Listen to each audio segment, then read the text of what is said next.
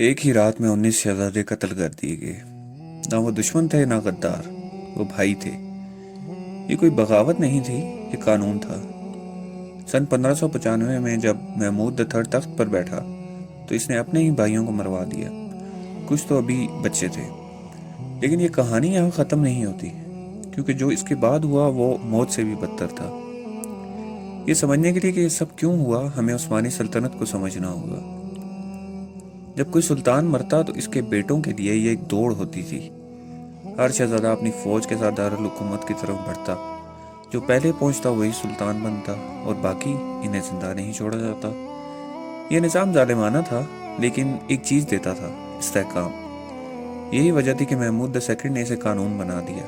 اس نے کہا ریاست کے نظام کے لیے جو تخت حاصل کرے وہ اپنے بھائیوں کو قتل کر سکتا ہے، اور پھر یہ ایک معمول بن گیا۔ ہر نیا سلطان اپنے بھائی کو ختم کر دیتا۔ لیکن 1595 میں کچھ مختلف ہوا۔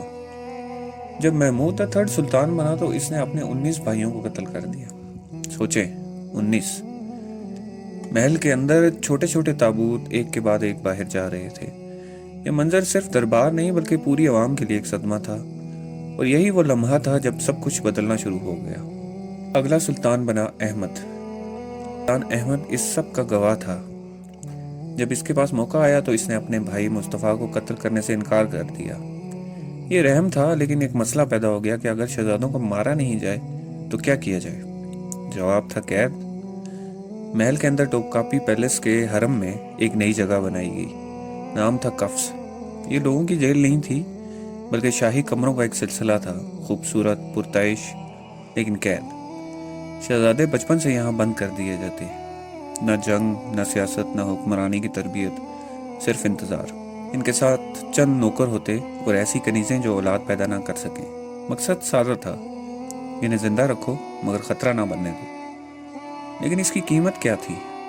سوچیں، ایک ہی جگہ سالوں نہیں دہائیوں تک رہنا، نہ آزادی، نہ کھلا آسمان، صرف دیواریں۔ یہ قید نہیں تھی، ایک ذہنی اذیت تھی۔ ہر قدم کی آہٹ ایک ڈر بن جاتی تھی۔ ہر دروازہ کھلنے کی آواز موت کا اشکار لگتی تھی۔ آہستہ آہستہ اندر سے سب کچھ ٹوٹ جاتا: خوف، بے بسی اور پاگل پن۔ یہی وجہ تھی کہ احمد نے کہا ایک بار مرنا بہتر ہے ہر روز کے مرنے سے۔ اس نظام کے ابتدائی متاثرین میں سے ایک تھا مصطفیٰ۔ سالوں کی قید کے بعد جب اسے سلطان بنایا گیا تو وہ تیار نہیں تھا۔ وہ محل میں دوڑتا، لوگوں کی پگڑیاں گراتا اور اپنے مردہ بھائی کو پکارتا رہتا۔ صرف 3 مہینے بعد اسے ہٹا دیا گیا، اور یہ ایک وارننگ تھی، لیکن کسی نے سنی نہیں۔ پھر باری آئی ابراہیم کی۔ 22 سال قفس میں رہنے کے بعد وہ صرف زندہ نہیں تھا، وہ خوف بن چکا تھا۔ اس کا بھائی مراد پہلے ہی کئی شہزادوں کو قتل کر چکا تھا۔ ابراہیم ہر دن یہی سوچتا تھا کہ اگلا نمبر اس کا ہے۔ جب دروازہ کھلتا وہ کانپ اٹھتا، جب قدموں کی آواز آتی وہ سمجھتا موت آ گئی۔ پھر ایک دن دروازہ کھلا، لیکن اس بار جلاد نہیں آئے بلکہ خبر آئی تم سلطان ہو۔ ابراہیم نے یقین نہیں کیا۔ اس نے خود کو کمرے میں بند کر لیا اور کہا کہ یہ جھوٹ ہے، تم مجھے مارنا چاہتے ہو۔ کہا جاتا ہے کہ اسے باہر لانے کے لیے اس کی ماں نے مراد کی لاش کو اس کے سامنے رکھوایا، تب جا کر وہ باہر آیا۔ لیکن جو شخص باہر نکلا وہ سلطان نہیں تھا، وہ ایک ٹوٹا ہوا انسان تھا۔ اب شروع ہوتا ہے عجیب پاگل پن۔ وہ عجیب چیزوں کا دیوانہ ہو گیا۔ اسے فر یعنی کھال کا جنون تھا۔ وہ حکم دیتا کہ کمروں کو قیمتی کھالوں سے بھر دیا جائے۔